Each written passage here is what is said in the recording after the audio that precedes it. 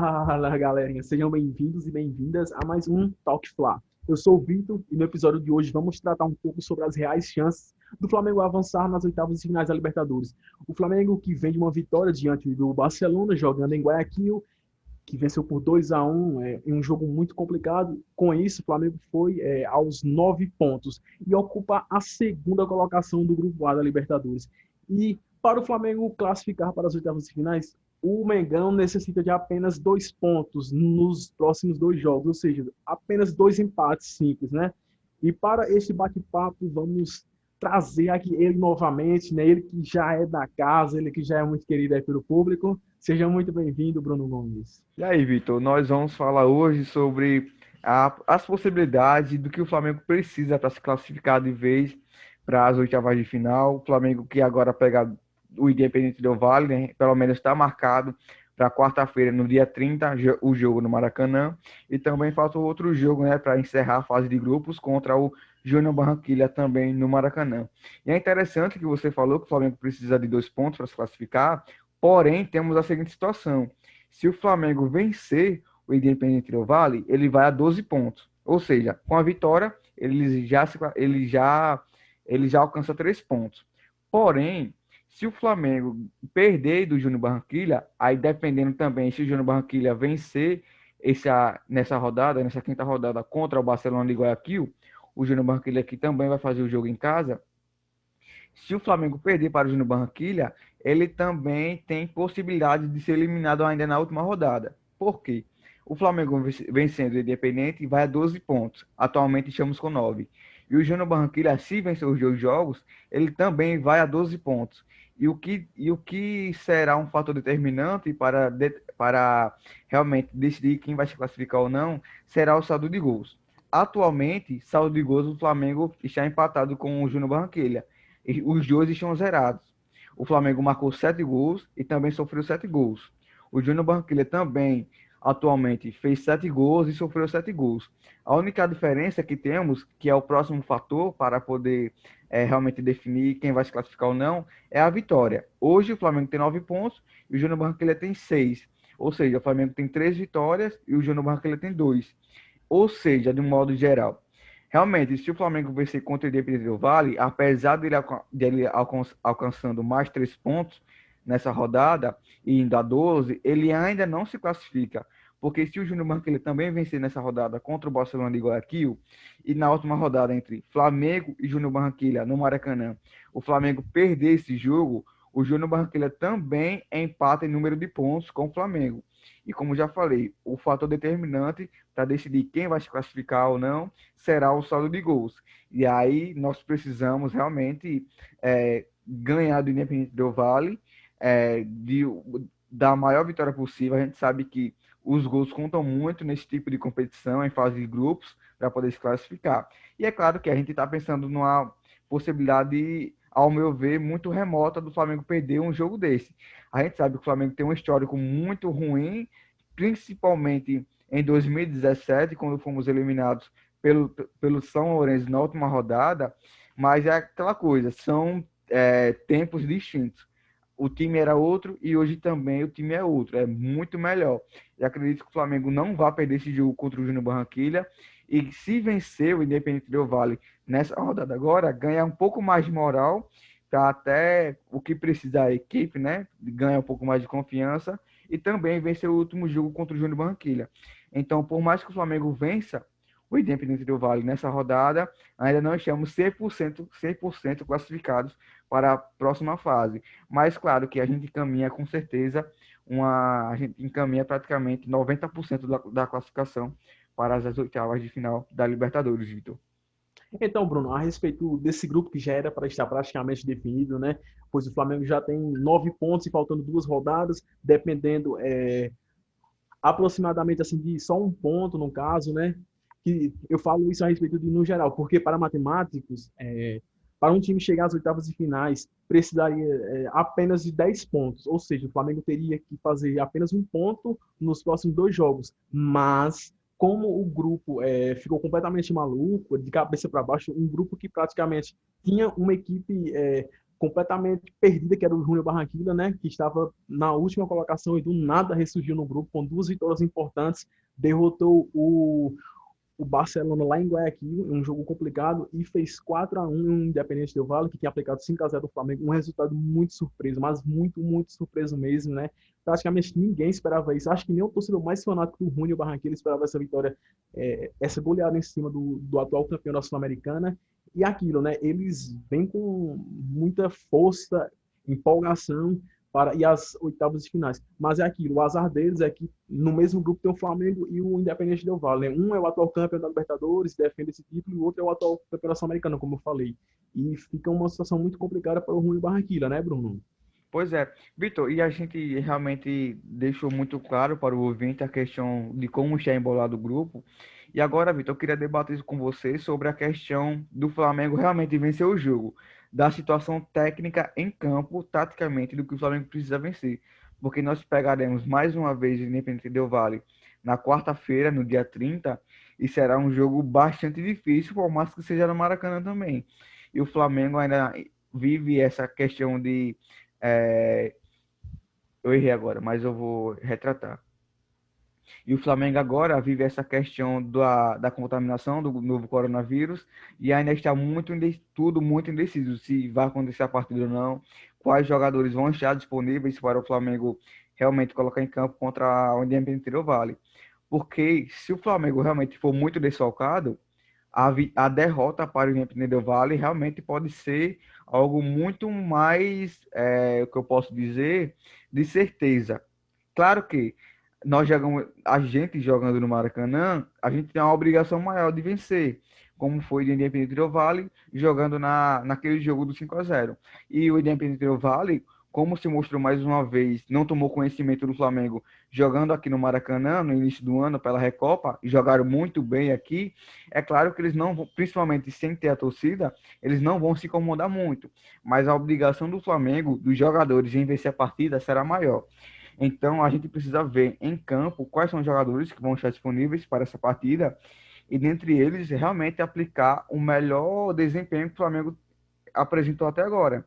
Porque para vencer esse jogo contra o Independente Del Valle, o Flamengo vai ter que jogar um futebol para realmente, em questão de desempenho, vai ter que apresentar um futebol que ainda até agora não apresentou de forma sólida nesses jogos com o Domenech, de, nesse início de temporada que o Domenech está tendo agora com o Flamengo.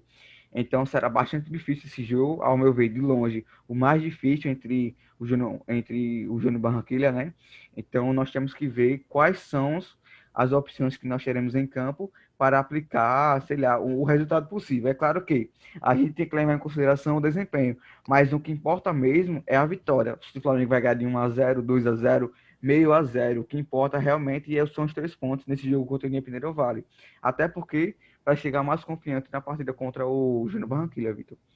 Então, Bruno, a respeito desse jogo contra o Independente Del Valle, fica um grande ponto de interrogação, justamente porque a gente não sabe quais jogadores o Flamengo vai ter disponível para contar contra o time equatoriano, né? É aquilo. No momento, o Flamengo tem apenas praticamente os jogadores da base, cercado de garotos, já que o Flamengo optou por não inscrever os 50 jogadores que a Conmebol tinha disponibilizado. O Flamengo optou por apenas 34 jogadores, mas não contava com essa contaminação muito grande no elenco, né? Muitos jogadores, pessoal da comissão técnica, membros do conselho, diretoria, entre outros, se contaminaram com o coronavírus e acabou comprometendo bastante as pretensões do Flamengo, tanto no Campeonato Brasileiro quanto na Libertadores. E fica um cenário muito complicado. Se o Flamengo puder contar com alguns jogadores veteranos, já vai ajudar bastante no jogo, mas em um cenário ruim, imaginando essa quantidade de gente que provavelmente não vai estar disponível, fica muito complicado exigir uma performance muito boa, uma grande atuação do Flamengo, um resultado positivo, claro, que se vier vai ser heróico, vai ser muito fundamental, mas é uma situação muito delicada, né, Bruno? Jogar contra o Independente Del Valle com tanta ausência, né? Com tantos jogadores importantes de fora, fica um cenário muito complicado, né, Bruno? Vitor, até nessa partida mesmo, fora a gente citar o Independente do Vale, até na própria partida contra o Júnior Barranquilla tende a ser difícil, Porque se o Júnior Barranquilla aplicou uma goleada sobre o Independente Del Valle, então nós temos que ter um cuidado também para esse jogo. É claro que se o Flamengo realmente venceu o Independente Del Valle em casa e for para a última partida contra o Júnior Barranquilla com 12 pontos, aí claro que a pressão é totalmente no Júnior, que precisa vencer o jogo, e o Flamengo precisando de apenas um empate para garantir a sua classificação. Aí, Vitor, eu queria saber de você se realmente o Júnior Barranquilla pode ser uma pedra no sapato, estilo São Lourenço, igual em 2017 para o Flamengo nessa final de fase de grupos dessa Libertadores, Vitor. Então, Bruno, falando com uma equipe, o time do Júnior Barranquilla tem bons valores, tem Borja ali, que aqui no Brasil não rendeu muito bem, mas é um jogador extremamente respeitado e ídolo do Júnior Barranquilla. Tem o problemático Theo Gutierrez, né? Ou seja, é um time que joga no 4-4-2 com dois centroavantes, mas é aquilo, ainda é um time bem refém de qualidade técnica do meio para frente. Recentemente, eles demitiram o técnico Cameçana lá, que optou por sair. Mais uma vez, ele saiu do time, que é um vai e vem, chega e incomoda, né? Mas, analisando o time do Júnior Barranquilla, não é uma equipe primorosa, não é uma equipe muito boa tecnicamente, mas é aquilo, se eles vierem para o Rio de Janeiro, sonhando com uma vitória, é lógico que o time tende a se entregar ainda mais, né, para buscar aquela classificação. Lógico que isso pode pesar bastante, o fator emocional, porque se eles vierem para o Rio de Janeiro sabendo que dependem apenas de si para conquistar a vaga, é lógico que isso pode afetar muito o psicológico de cada atleta para que entre em campo determinados em somar os 3 pontos e sair com a classificação. Mas, no geral, eu acho um time bem inferior ao Flamengo, mas é aquilo, se tratando de Libertadores, não pode de maneira nenhuma subestimar a rival. Pois é, a gente realmente sofreu isso na pele, né, em 2017, naquela eliminação histórica de forma negativa, né, do Flamengo.